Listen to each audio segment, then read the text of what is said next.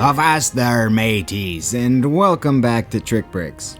I'm Jamie, and today we're going to be taking a look at my top 25 favorite vintage LEGO pirate sets. I tried to make this a top 10, then a top 20, but in the end, there are just so many awesome sets in this theme, so 25 it is. Before we begin, two caveats. First, this list only applies to pirate sets initially released between 1989 and 1997. And second, the order these sets are presented in is just my own personal opinion, sometimes clouded by nostalgia, sometimes dictated by the fact that I've never actually owned certain sets, and sometimes dependent upon my mood on any given day. And even with 25 slots to work with, some of these were too close to call, so a few may or may not have come down to a coin flip. Anyway, let's get to it. To begin, I've got 5 honorable mentions: Redbeard Runner, Crossbone Clipper, Volcano Island, Smuggler's Shanty, and Raft Raiders. I'm sure more than a few of you are surprised to see Redbeard's Runner here, but the simple fact is that this is one of those sets I don't own, and I'm not a fan of the way the sails look, being positioned only at the top of the masts. The lack of a jib sail up front also bugs me.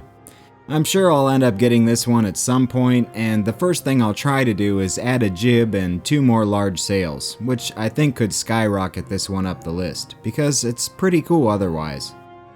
As for the Crossbone Clipper, I think it works fine as a pirate sloop, but what doesn't work for me is the color combo. I definitely need to swap out those hull pieces for something with a little less green. The only issues I have with Volcano Island, Smuggler's Shanty, and Raft Raiders is the simple fact that, in my eyes, they're just not quite as good as the rest of the sets on this list. They were all great in their own right, but didn't quite make my cut. But without further ado, here are the top 25 vintage LEGO pirate sets, according to TrikBrix. Kicking things off is 6266 Cannon Cove from 1993. I'm a sucker for the classic white and yellow color scheme used for the Imperials, and I like the fact that the rock is actually home to a jail cell. I think this set could have used a palm tree though.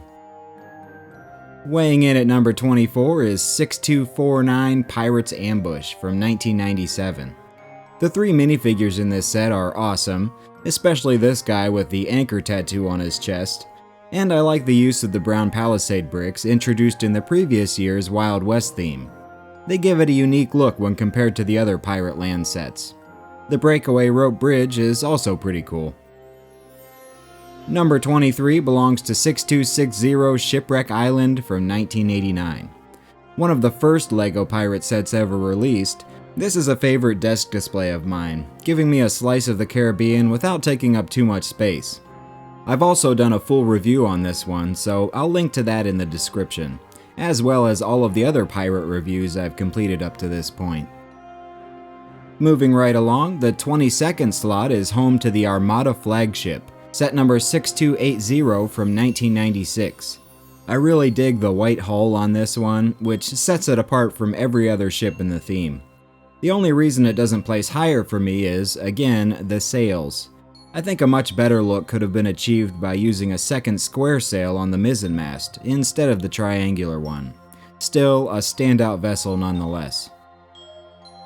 Number 21 is another set at home on the water, 6256 Islander Catamaran from 1994. I'm not quite sure why, but the Islanders sub-theme is one of my favorite parts of LEGO Pirates, and we've far from seen the last of them on this list. Besides being a cool, unique watercraft, the Catamaran also features one of my favorite minifigs, the awesome King Kahooka. 6265 Saber Island from 1989 slides in at number 20, mostly thanks to the fact that it just pairs so well with all of the other Imperial land sets. It may be small, but it adds so much to something like Eldorado Fortress, which is already pretty grand on its own. And you gotta love that printed base plate. King Kahooka makes another prominent appearance at number 19, this time in 6262 King Kahooka's Throne from 1994. From that awesome stone statue, to the treasure, to the pirate sailboat, to the crocodile, This little set just makes me happy every time I look at it, even though it's only made up of 146 pieces. Number 18, 6296 Shipwreck Island from 1996, may share the same name as the set from 1989 we saw a minute ago, but it takes that name a bit more literally, featuring the fractured remains of an actual shipwreck. I like the tattered sail and all of the built-in play features such as the catapult, working hoist, and the prison cell. Plus, you get 8 pieces of gold, which is just plain awesome. One of the last original Blue Coat sets, 6267 Lagoon Lockup from 1991, comes in at number 17, boasting a few exclusive elements and once again giving us a perfect addition to our Imperial Island. This is another set I've reviewed in detail and had a bit of fun customizing, so go check that out if you're so inclined. Number 16 is a set I can't quite explain my love for. 6254 Rocky Reef from 1996 is small, just 103 pieces, but it's one of those sets that has found a home in my heart, probably due to the fact that I'm such a huge fan of pirate mythology, and Rocky Reef is built around one of its most timeless themes, buried treasure. Plus, it's got a pretty slick play function with the sliding rock that reveals a skeleton's cave. 6281 Pirate's Perilous Pitfall from 1995 is what I've chosen for number 15. While one could argue that this set relies a bit too much on that raised baseplate, I still think it's a worthy addition to our collection of pirate islands, and it's not one you see all that often. Once again, we've got the awesome tattered red and white sail, as well as some cool minifigures and a booby-trapped boulder to crush them with. And here's another set you rarely see these days, 1788 Treasure Chest from 1995, coming in at number 14. This would be the final set the Islanders would make an appearance in, not including a 2001 re-release of Enchanted Island, and it also features Captain Ironhook, an awesome hidden treasure function, and lots of palm leaves. And let's not forget, it was packaged and sold in a box shaped like an actual treasure chest. Lucky number 13 belongs to 6263 Imperial Outpost. Released in 1995, this set comes with one of the more rare minifigs from the theme, the Redcoat Imperial Admiral. And I like how this structure is partially built over the water, with a little tunnel for boats to go through. Speaking of being built on the water, number 12 on my list, 6279 Skull Island from 1995, is another cool structure-based set, but this time it belongs to those Scallywag pirates. This is another one you don't hear about too often, which is surprising to me because it really does have a lot of cool design elements, such as that giant skull and a pretty spacious dock area. My second favorite Islanders set of all time occupies the 11th spot, 6264 Forbidden Cove from 1994. This one looks fantastic with all those palm leaves everywhere, and the stone face in the center swings up to reveal a hidden tunnel, much like Skull Island. This was also one of the largest sets from the sub-theme.